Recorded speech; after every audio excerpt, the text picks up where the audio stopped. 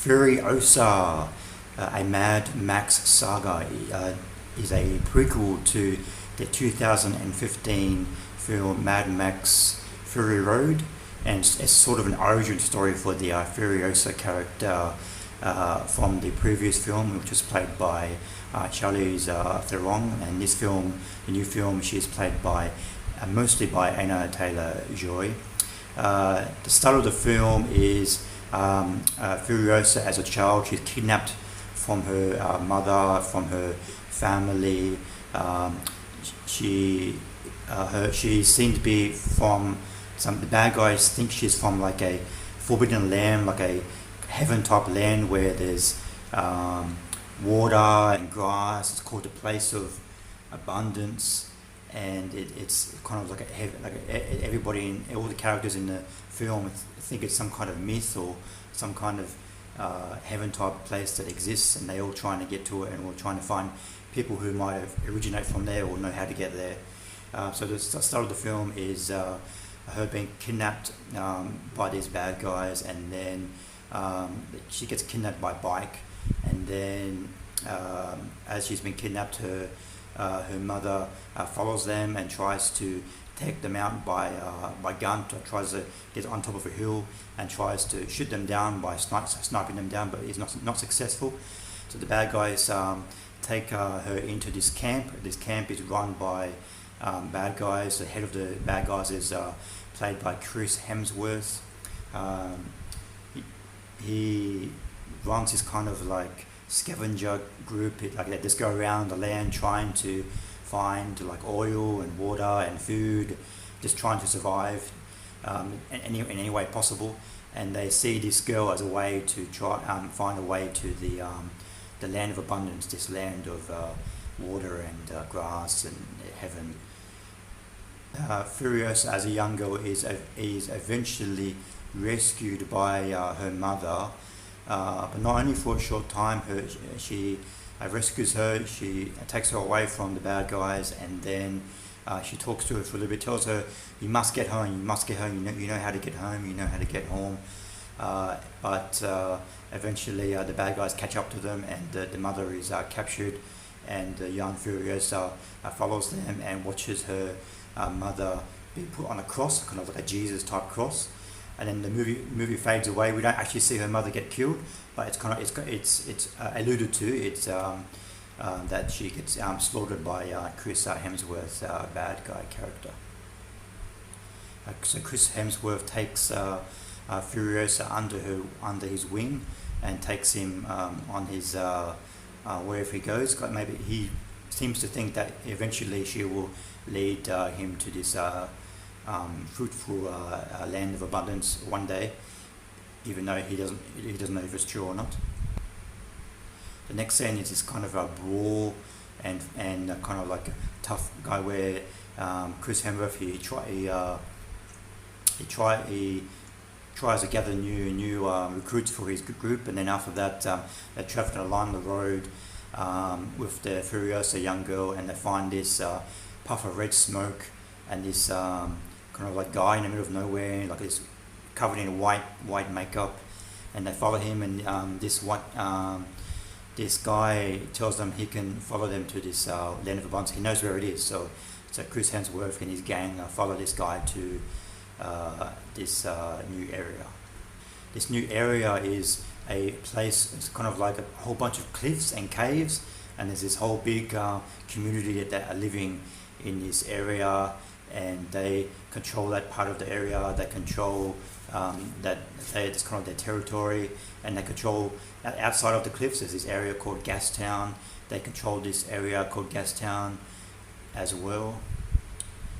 There's a bit of a scuffle between Chris Hemsworth's gang and this new group in the cliffs and the caves, and then a bit of a scuffle, and then eventually after there's a truce called.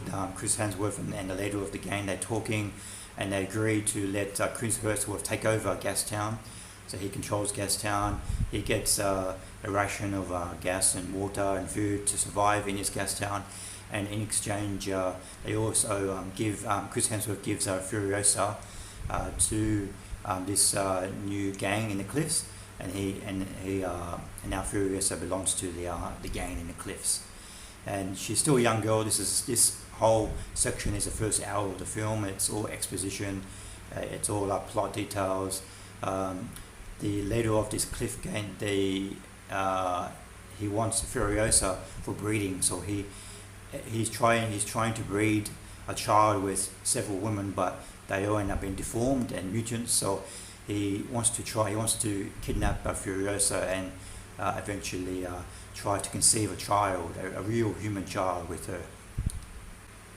Furiosa manages to escape from this gang, this cliff gang, and after she escapes, she disguises herself as a young boy. She covers her body, she covers her hair, and she covers her face with makeup, and she looks like a boy. And she spends several years disguised as a boy in this group, and she manages to rise up the ranks in this group and become kind of like a warrior in this group. And then that concludes the first hour of the film. And then after the first hour of the film, we see her grown up, and she becomes the actress Anna Taylor-Joy finally, and she's one of the leading gang members now, and everybody still thinks she's a boy, but after a few years, she goes on a mission with this gang, and one of the leader of one of the missions is played by Tom Burke, and her and Tom Burke, they get into a car and they head towards Gastown to see, because Chris Hemsworth, he's been in Gastown for a few years now, and he hasn't been doing very well. He's run Gastown. He was successful before, but now it's turned into a shithole, and now Anna Taylor-Joy and Tom Burke have been commanded to go to Gastown and see what's going on. And so Anna Taylor-Joy and Furiosa and Tom Burke, they travel to Gastown, and as they go along the road towards Gastown, there's a bit of a scuffle. They are transporting goods to Gastown, and Chris Hemsworth, he uses his gang to attack them, and they eventually get to Gastown, and there's a bit of a scuffle, and both Tom Burke and Furiosa, they try to attack Chris Hemsworth in Gastown, and they mildly successful, but eventually Chris Hemsworth is managed to fight back, and then Furiosa and Tom Burke have to escape back to the desert cliff town. Once they're back in the cliff town, they speak to the owner, the leader of the cliff town, and they agree that something needs to be done about the gas town. So they both Anna Taylor-Joy and Tom Burke head back to Gastown and by themselves, and they lure Chris Hemsworth out of Gastown, and there's a scuffle on the road, and there's a really big fight and a big set piece, and then in the fight, Anna Taylor-Joy, she loses her arm, and they end up escaping. The Tom Burke character ends up dying, and then Chris Hemsworth escapes, and eventually Furiosa catches up with him, and but by this time Chris Hemsworth's character is like old and weak, and she captures him and in the middle of the desert, and she has him on the ground, and there's a bit of a scuffle, and she ends up torturing him for a while, and by this time she's shaved her head, and she's got the same makeup as Charlize Theron in Mad Max Fury Road, and she ends up torturing and killing Chris Hemsworth at the end of the film, and that's the end of the film. It kind of like goes, and then during the end credits, you kind of see like a clip montage or a trailer for Mad Max Fury Road. It kind of shows you it kind of leads you into the next movie. So that happens during the end credits.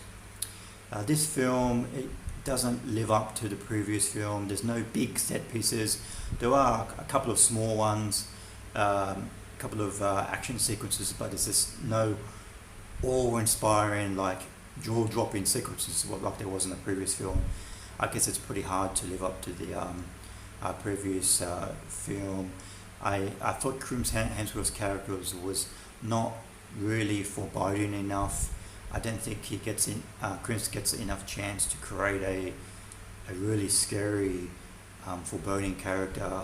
So I didn't really fear him, and by the end of the movie, he's like all over the place. He doesn't even remember who Furiosa was. So that revenge plot just doesn't feel satisfying because it's just not set up well, and the characters are not drawn out well.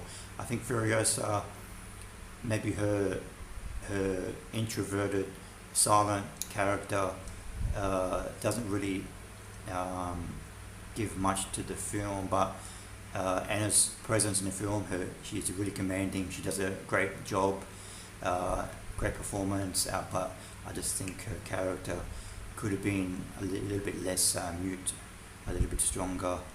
But I still think this film is worth checking out. It looks great. The first hour is pure plot, pure exposition, but if you stick with it, after the first hour, the plot really gets going, and there's a few exciting sequences. So I definitely recommend checking out Furiosa and Mad Max Saga, even though I was a bit disappointed. I give it 3 stars out of 5.